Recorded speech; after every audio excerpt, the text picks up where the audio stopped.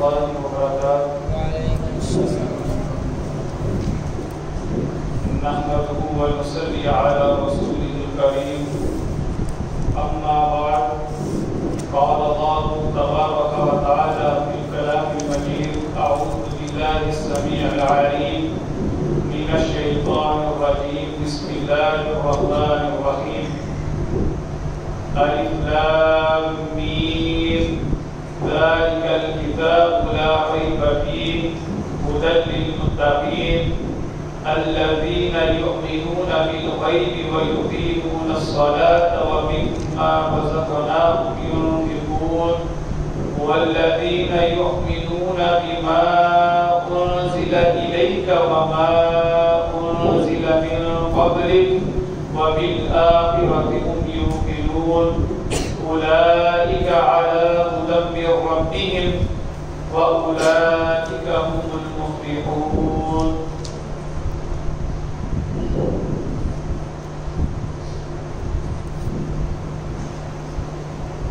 ألف لام ميم الله أعلم بمراده ذلك الكتاب یہ کتاب لا ریب نہیں کوئی شک فیہ اس میں ہدی ہدایت ہے للمتقین متقین کے لیے.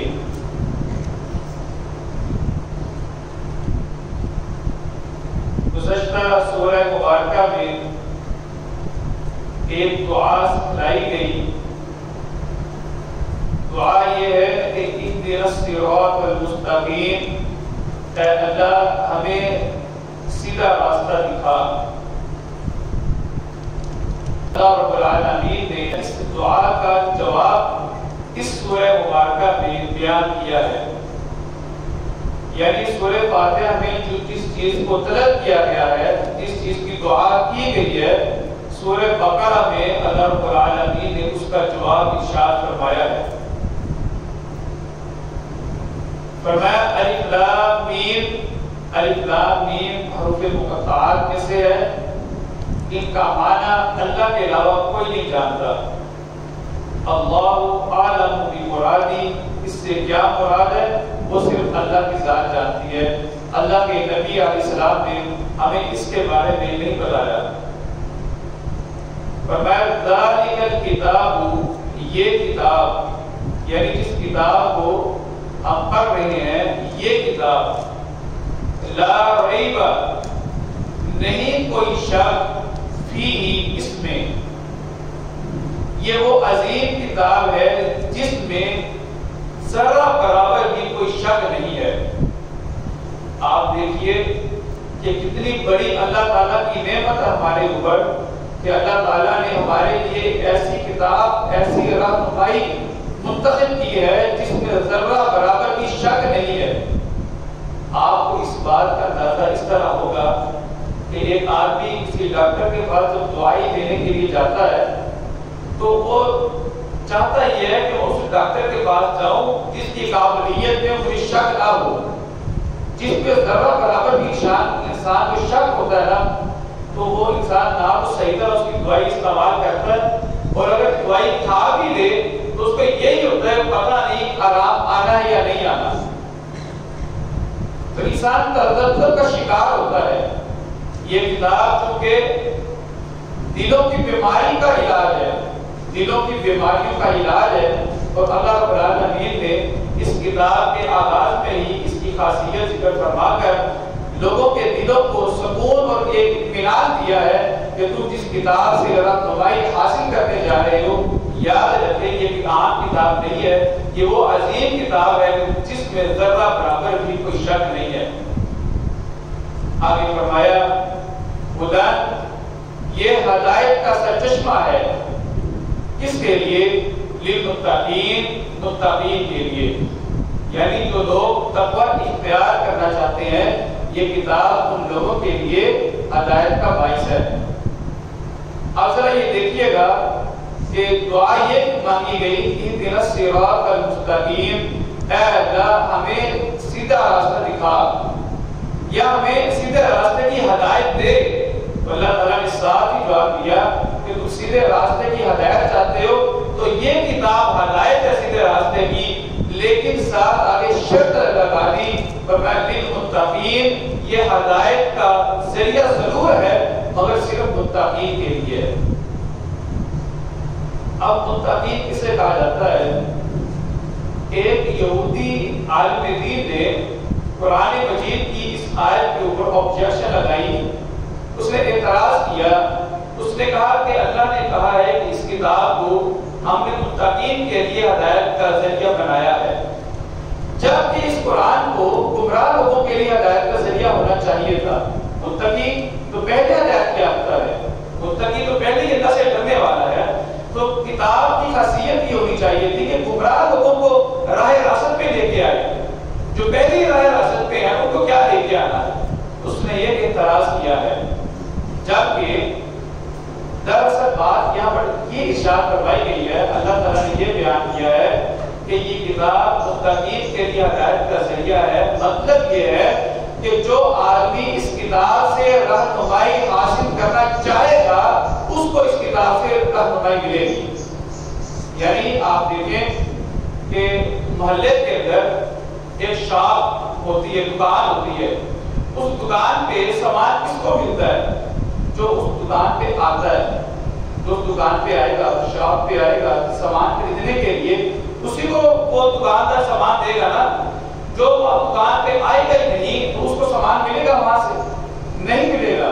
اور پھر اس کے بعد جو آدمی دکان پہ آیا ہے، سامان خریدنے کے لیے آیا ہے، اس کو جس سامان کی ضرورت ہے وہ اس کے لیے پیسے بھی لے کے آئے گا، اس کے لیے جس چیز کی اس کو ضرورت ہے، یعنی جو چیز اس نے لینی ہے، جتنی اماؤنٹ کی ضرورت ہے اس کا ارینج کرے گا کہ میں نے فلاں چیز لے لی ہے، اتنے پیسوں کی ہے، پیسے لے گا، دکان پہ آئے گا، سامان لے کے چلا جائے گا۔ تو اللہ تعالیٰ نے یہ بیان کیا ہے کہ یہ متقین کے لیے ہے۔ اصل میں مطلب اس کا یہ ہے کہ یعنی وہ لوگ جو اس کتاب سے رہنمائی حاصل کرنا چاہتے ہیں، صرف چاہتے ہی نہیں ہیں بلکہ بھی اس کی توجہ کرتے ہیں، رہنمائی حاصل کرنے کے لیے کوشش کرتے ہیں، یعنی کتاب کو پڑھتے ہیں، کتاب کو سنتے ہیں، عمل کرنے کی کوشش کرتے ہیں۔ اللہ فرماتے ہیں کہ یہ وہ لوگ ہیں جو اس کتاب سے صحیح معنوں میں رہنمائی حاصل کر سکتے ہیں۔ فرمایا ذالک الکتاب، یہ کتاب لا ریب، نہیں کوئی شک، فیہ، اس میں، ہدی، یہ ہدایت ہے، للمتقین، متقین کے لیے۔ الذین، اب متقین کون ہیں؟ اللہ تعالیٰ نے ان کی صفات ذکر فرمائی، فرمایا الذین، وہ جو یؤمنون، ایمان رکھتے ہیں، بالغیب، غیب پر۔ متقی لوگوں کی پہلی صفت کہ غیب کے اوپر ایمان رکھتے ہیں۔ اب غیب کے اوپر ایمان رکھنے کا کیا مطلب ہے؟ غیب پر ایمان سے یہ مراد ہے کہ یعنی جو چیز انہوں نے دیکھی نہیں ہے، پھر دیکھے اس پر ایمان لے کے آئے۔ اب کس قسم کی پھر دیکھی چیزوں کے اوپر جو اللہ نے بیان کی ہیں، یعنی اللہ تعالیٰ نے بیان کیا جنت ہے، ہم میں سے کسی نے بھی جنت کو نہیں دیکھا۔ اللہ تعالیٰ نے فرمایا ہے کہ دوزخ ہے، ہم میں سے کسی نے بھی دوزخ نہیں دیکھی۔ اللہ تعالیٰ نے بیان فرمایا میزان پہ تمہارے اعمال تولے جائیں گے، یعنی ہم جو اعمال کرتے ہیں ان کا وزن کیا جائے گا۔ ہم نے اس میزان کو بھی نہیں دیکھا، بلکہ ہم نے اپنے اعمال کا وزن بھی نہیں دیکھا۔ اللہ تعالیٰ ہمارے اعمال کا وزن کرے گا، یعنی آپ دیکھیں گے بھی اس کو بخار ہوتا ہے، اس کا ٹمپریچر معلوم کیا جاتا ہے کہ لوگوں نے آلے بنائے ہیں، اوزار تلاش کیے ہیں۔ اللہ رب العالمین ہمارے اسی طریقے سے جو اعمال ہیں ان کا بھی وزن کرے گا قیامت کے روز۔ ہم نے ان میں سے کوئی چیز نہیں دیکھی، لیکن چونکہ اللہ نے بیان کیا ہے اور ہم پھر دیکھیں ان چیزوں کے اوپر ایمان لے کے آتے ہیں، اور ایمان کا مطلب یہ ہے کہ ہم اتنا پکے ارادے کے ساتھ، اتنا پختہ یقین کے ساتھ ان چیزوں کو مانتے ہیں کہ جتنی بھی ہمارے سامنے چیز ہو اتنا اتنی پختگی سے نہیں مانیں گے جتنی ان چیزوں کو مانیں گے جن کو اللہ نے بیان کیا ہے۔ اس کو ایمان کہا جاتا ہے۔ صحابہ کرام بیان کرتے ہیں کہ اللہ کے نبی علیہ السلام کی کئی ہوئی بات کے اوپر ہمیں اتنا یقین ہوتا کہ ایک وہ چیز جو ہمارے سامنے ہے ہم اپنی آنکھوں سے دیکھ رہے ہیں، اور ایک وہ چیز چیز جو اللہ کے نبی نے بیان کی ہے مگر ہم نے دیکھی نہیں ہے. اللہ کے نبی کی بات پر اتنا یقین ہے کہ سامنے جو اپنی آنکھوں سے چیز دیکھ رہے ہیں اس کا انکار تو ہم کر سکتے ہیں کہ ہو سکتا ہے ہمیں دھوکا ہو رہا ہے, ہو سکتا ہے ہماری آنکھیں دھوکا کھا رہی ہیں, لیکن جو چیز اللہ نے بیان کی, اللہ کے رسول نے بیان کی ہے, اس کا ہم انکار نہیں کر سکتے. یعنی یہ ہے ایمان کا لیول. تو فرمایا کہ وہ لوگ جو غیب کے اوپر ایمان رکھتے ہیں, یعنی اللہ کو بھی دیکھے مانتے ہیں کہ اللہ ہے, اسی نے ہم کو پیدا کیا ہے, اسی نے پوری کائنات کو بنایا ہے, اور اسی طریقے سے وہ ہمیں مرنے کے بعد دوبارہ زندہ کرے گا اور پھر ہمارے اعمال کے مطابق ہم سے سلوک کیا جائے گا. اسی طرح فرمایا اگر دوسری صرف وَيُقِيمُونَ الصَّلَاةَ, اور وہ قائم کرتے ہیں نماز کو. پہلے نمبر پر غیب پہ ایمان لاتے ہیں اور دوسرے نمبر پر نماز کو قائم کرتے ہیں. نماز کو قائم کرنا کیا ہے؟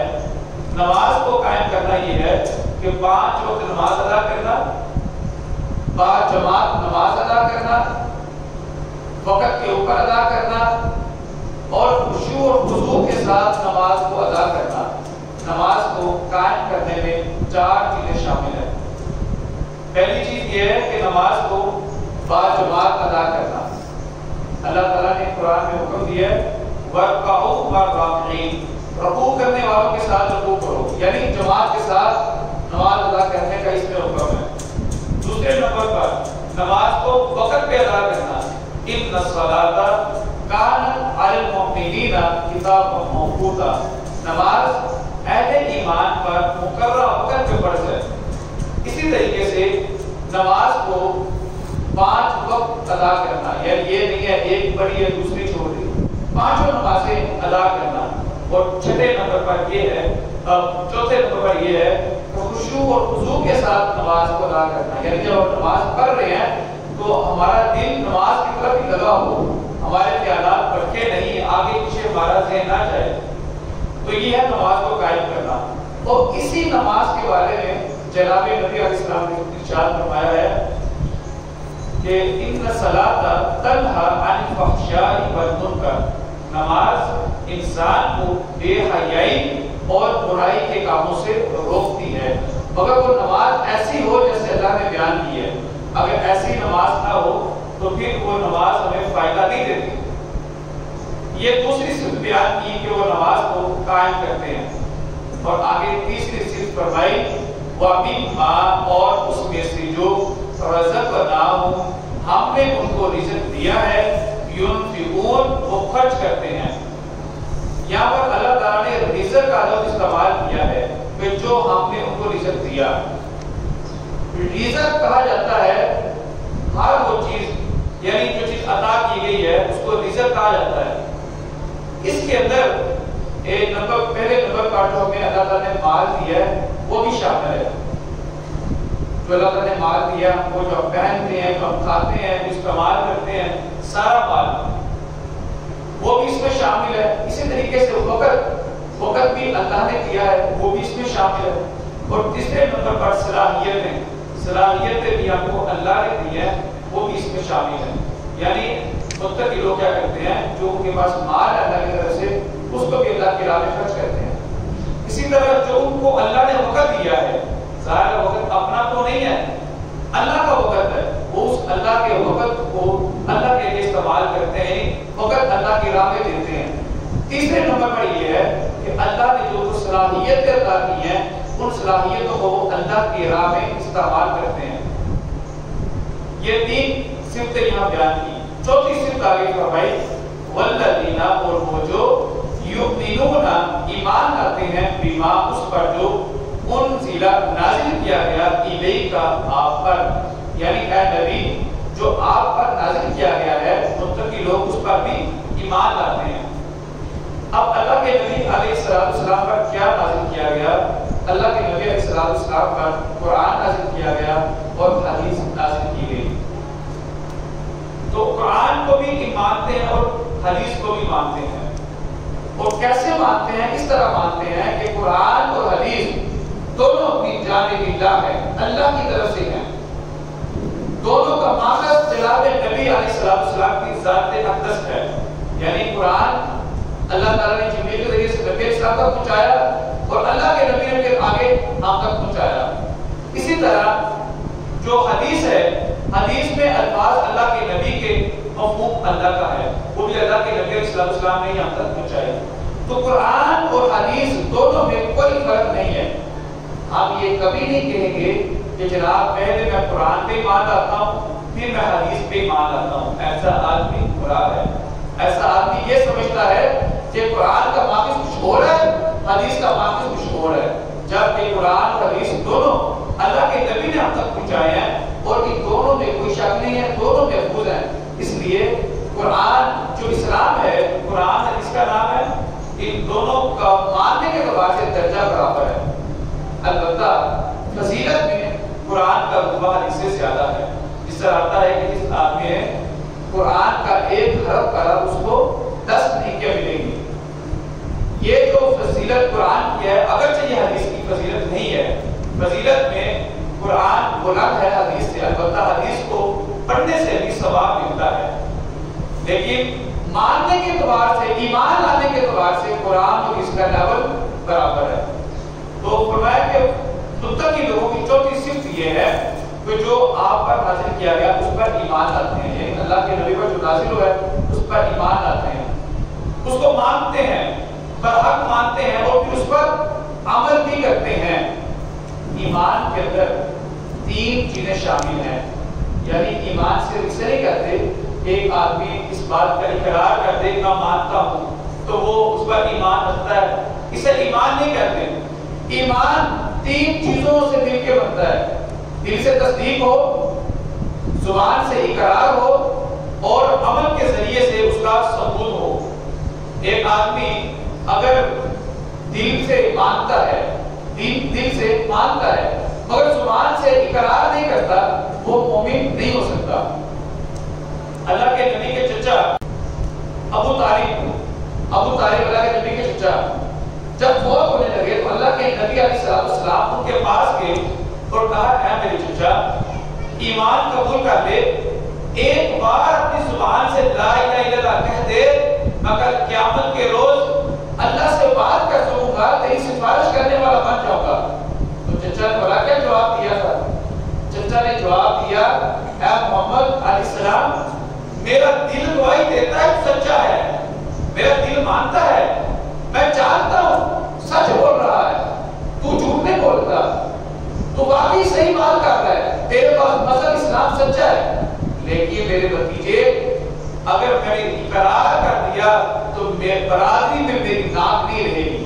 لوگ کہیں گے اتنا بڑا سردار ہو کے تو اپنی سرداری کو آ بیٹھا ہے، محمد علیہ السلام پر ایمان لے آیا. تو وہ ابو طالب نے دل میں تصدیق کی تھی اس کے، مگر اس کے زبان سے اس نے اقرار نہیں کیا تو وہ مومن نہیں بنا. اسی طرح اگر کوئی آدمی زبان سے کہے مگر دل اس کا گواہی نہ دے تو وہ بھی مومن نہیں ہو سکتا. اللہ تعالیٰ نے سورہ منافقون کے اندر پہلی آیت میں ارشاد فرمایا ہے کہ یہ جو منافق آپ کے پاس آتے ہیں اور آپ کے زبان سے اقرار کرتے ہیں کہ انک لرسول اللہ، آپ اللہ کے رسول ہیں. اللہ کے نبی کے پاس آتے آگے کہتے ہیں ہم آپ کو اللہ کا رسول مانتے ہیں. اللہ تعالیٰ نے ارشاد فرمایا اے نبی آپ کو رسول میں اللہ نے بنایا ہے، میں زیادہ جانتا ہوں آپ اللہ کے رسول ہیں. لیکن یہ منافق جو آپ سے کہہ رہے ہیں نا یہ جھوٹ بولتے ہیں، کیونکہ یہ زبان سے کہہ رہے ہیں مگر دل سے یہ بات نہیں کہہ رہے، دل کچھ اور کہہ رہا ہے. معلوم یہ ہوا کہ جو آدمی زبان سے کہے دل میں تصدیق نہ ہو تو وہ بھی مومن نہیں ہوتا. اسی طرح جب انسان دل بھی مان جائے اور اس انسان کی زبان بھی اقرار کر لے لیکن عمل اس کا ایسا نہ ہو تو وہ بھی انسان صحیح معنوں میں مومن نہیں ہے. یعنی ایک آدمی کہتا ہے کہ میں اللہ کو اپنا معبود مانتا ہوں دلی طور پر، اقرار بھی کرتا ہے مگر وہ بھی جا کے غیر اللہ کو سجدے بھی کرتا ہے، شرک بھی کرتا ہے، تو ایسا ایمان اللہ کے نبی علیہ السلام نے سیدنا معاذ بن جبل سے کہا تھا. بعض لوگ کہتے ہیں نا کہ کوئی مسلمان شرک نہیں کر سکتا. اللہ کے نبی علیہ السلام نے ارشاد فرمایا تھا اپنے صحابی سیدنا معاذ کو، یا معاذ لا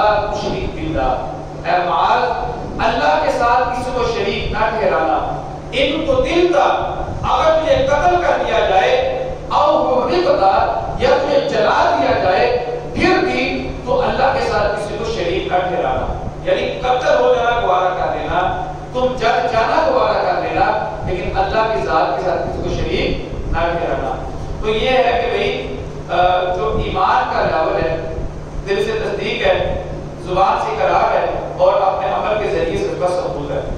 پانچویں نمبر پر اللہ تعالیٰ نے ارشاد فرمایا ہے وما اور جو انزل نازل کیا گیا، وما اور جو انزل نازل کیا گیا من قبل کا آپ سے پہلے، یعنی آپ پر جو نازل کیا گیا اس کو بھی مانتے ہیں، اور جو کچھ آپ سے پہلے نازل کیا گیا ہے اس پر بھی وہ ایمان رکھتے ہیں۔ اللہ کے نبی سے پہلے کیا نازل کیا گیا؟ اللہ کے نبی سے پہلے تورات نازل کی گئی، زبور نازل کی گئی، انجیل نازل کی گئی، صحف ابراہیمی نازل کیے گئے، اور جن کا ذکر نہیں ہے، جن پر جو کچھ نازل کیا گیا ہم ان سب کے اوپر ایمان لاتے ہیں۔ اور ان پر ایمان لانے کا مطلب یہ ہے کہ ان پر جو کچھ بھی نازل کیا گیا تو اللہ کی طرف سے تھا، ان نبیوں نے اللہ کی دی ہوئی رہنمائی پہ ہی لوگوں کو دعوت دی ہے، لیکن اب وہ ساری کتابیں منسوخ ہو چکی ہیں، اب ان میں سے کوئی بھی کتاب قابل عمل نہیں ہے، قابل عمل صرف قرآن اور حدیث ہے، اس کے علاوہ کوئی نہیں۔ تو چھٹی جو صفت ہے متقی لوگوں کی وہ آگے ہے، فرمایا وَبِالْآخِرَةِ اور آخرت پر ہم وہ یوقنون وہ یقین رکھتے ہیں، یعنی متقی لوگ آخرت کے اوپر یقین رکھتے ہیں۔ آخرت پر یقین کا مطلب یہ ہے کہ ان لوگوں کو پتا ہے کہ ہم جس طرح ہم پیدا کیے گئے، اسی پہلی بار پیدا کیے گئے، اسی طرح مرنے کے بعد دوسری بار بھی ہم اٹھائے جائیں گے، پیدا کیے جائیں گے۔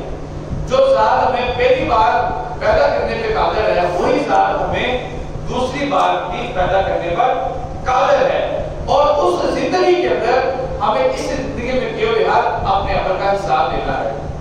تو جب انسان کا یہ عقیدہ بن جائے تو وہ انسان پھر اپنی زندگی بہت محتاط طریقے سے گزارتا ہے، ہر قدم پھونک کے اٹھاتا ہے۔ تو یہ اللہ تعالیٰ نے 6 صفتیں متقی لوگوں کی بیان کی ہیں۔ الذین وہ جو یؤمنون ایمان لاتے ہیں بالغیب غیب پر، ویقیمون الصلاۃ اور وہ قائم کرتے ہیں نماز، ومما رزقناہم ينفقون اور اس میں سے جو ہم نے ان کو رزق دیا ہے وہ خرچ کرتے ہیں، والذین اور وہ جو یؤمنون ایمان لاتے ہیں بما اس پر جو انزل نازل کیا گیا الیک آپ پر، وما انزل من قبل اور جو آپ سے پہلے نازل کیا گیا، وبالآخرۃ اور آخرت پر ہم یقینون وہ یقین رکھتے ہیں۔ اس کے بعد اللہ تعالیٰ نے آگے ارشاد فرمایا ہے، فرمایا اولئک یہی وہ لوگ ہیں، یعنی جن کے اندر صفتیں پائی جاتی ہیں، اولئک یہی وہ لوگ ہیں علی ھدی اوپر ہدایت کے، من ربہم اپنے رب کی طرف سے۔ اللہ تعالیٰ ایسے لوگوں کو ہدایت کا سرٹیفکیٹ عطا کر رہے ہیں، فرمایا یہ وہ لوگ اللہ کی طرف سے اپنے رب کی طرف سے ہدایت یافتہ ہیں، وَأُولَٰئِكَ اور یہی وہ لوگ ہیں ہم المفلحون جو فلاح پانے والے ہیں۔ یہی لوگ ہدایت یافتہ ہیں اور یہی لوگ کامیاب ہونے والے ہیں، یہی لوگ ہیں جو زندگی میں بھی سیدھے راستے پہ چلتے رہے، اور انہی لوگوں کے لیے کل قیامت کے روز اللہ کے ہاں کامیابی ہے، ثمرات ہے۔ جو لوگ ان چیزوں سے ہٹے ہوئے ہیں نہ تو وہ راہ ہدایت پر ہیں اور نہ ان کے لیے کامیابی ہے۔ اب ذرا یہاں پر غور کیجئے کہ اللہ رب العالمین نے سورہ بقرہ کے آغاز میں ہی 3 قسم کے لوگوں کا ذکر کیا ہے، 3 قسم کے۔ ویسے دنیا میں 3 قسم کے لوگ ہوتے ہیں۔ پہلے قسم کے لوگ وہ ہیں جو ایمان والے ہیں، جو اللہ کو مانتے ہیں، اللہ کو مانتے ہیں، اس کی ہدایت کو مانتے ہیں، مسلمان ہیں۔ دوسرے قسم کے وہ لوگ ہیں جو اللہ کا انکار کرتے ہیں، اللہ کی ہدایت کا انکار کرتے ہیں، انہیں کافر کہا جاتا ہے۔ تیسری قسم کے وہ لوگ ہیں جو منافق ہیں، جو زبان سے کچھ اور کہتے ہیں اور دل میں کچھ اور ہے۔ اللہ تعالیٰ نے تینوں کا سورہ بقرہ کے آغاز میں ذکر کیا ہے۔ یہاں تک اللہ تعالیٰ نے اہل ایمان کا ذکر کیا ہے، اور اس کے بعد اللہ تعالیٰ نے اگلی آیت کے اندر کافروں کا ذکر کیا ہے، دوسری قسم کے لوگوں کا۔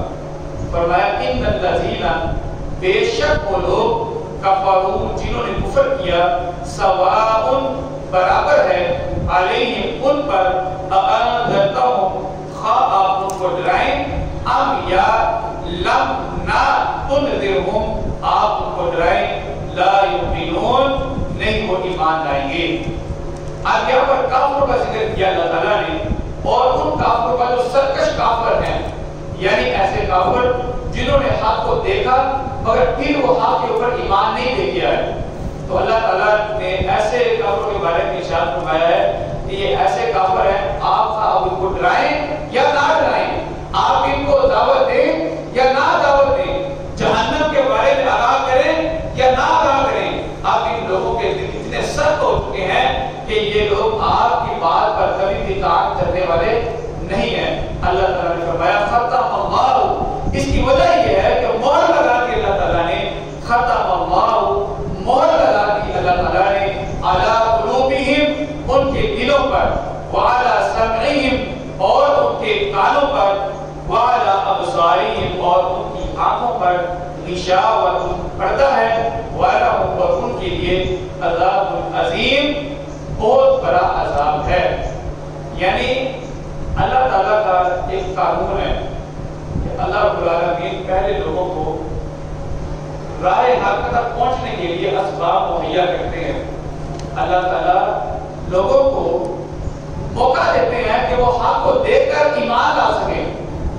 اور اللہ تعالیٰ نے قرآن مجید کے اندر اپنی سب سے بڑی نعمت جس کا ذکر کیا ہے وہ ہدایت ہے، وہ حق ہے کہ اللہ تعالیٰ کسی آدمی کو حق پہچاننے کی، سمجھنے کی توفیق دے دے. تو یہ اللہ تعالیٰ کی سب سے بڑی نعمت ہے. اور جو آدمی اللہ تعالیٰ کی اس نعمت کی ناشکری کرے تو اس کے اوپر اللہ تعالیٰ اس قدر ہی غضبناک ہوتا ہے. اور اس کی ایک مثال اللہ تعالیٰ نے یہاں پر بیان کی ہے کہ جنہوں نے حق دیکھنے کے بعد بھی اس پر ایمان نہیں لے کے آئے، حق کو جھٹلایا، تو اللہ تعالیٰ نے پھر ان لوگوں کے دلوں پر مہر لگا دی اور کہا کہ اے نبی اب ان کی سزا یہ ہے کہ یہ اگر آپ چاہیں بھی تو حق کو قبول نہیں کر سکتے.